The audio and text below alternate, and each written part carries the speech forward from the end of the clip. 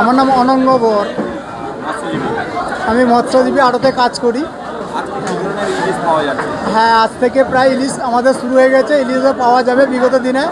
আপনারাও জগন্নাথ মন্দির দর্শন করতে এসে পেয়ে যাবেন ইলিশ। মৎস্য মন্দিরে দীঘা মোহনাতে এলে আপনারা আসুন, এলে আপনারা দীঘা মোহনা থেকে ইলিশ কিনতে পারবেন। হ্যাঁ, আজকেই আমাদের প্রথম উঠলো, আমাদের কাঁটাতে আজকেই প্রথম বৌনি হলো এবং আজকেই আমাদের প্রথম ইলিশ কাঁটাতে উঠলো। 10 টনের বেরিয়ে 600 টাকা করে বিক্রি হলো। হ্যাঁ, আজকের রেট 600 টাকা করে। হ্যাঁ, বেশি পরিমাণ ইলিশ পাবেন একদম।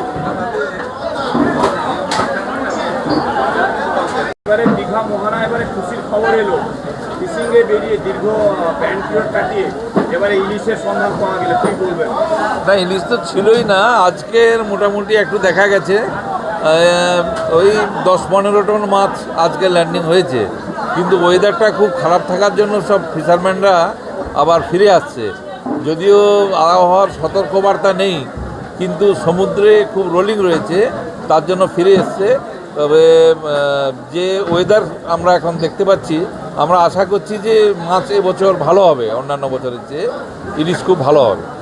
যেটা দেখা গেছিল দীর্ঘদিন খরা কাটিয়ে এর আগের বছর তেমন কোনো ইলিশ পাওয়া যায়নি, এবছর ব্যান্ড পিরিয়ড কাটিয়ে বেরোচ্ছেন, মৎস্যজীবীরা ফিরে এসে কি বার্তা দিচ্ছেন? না, ওরা যারা ফিরে এসছে কিছু কিছু পেয়েছে, এই তো প্রথম এলো, আর বাকি সবাই এখনও ফেরেনি।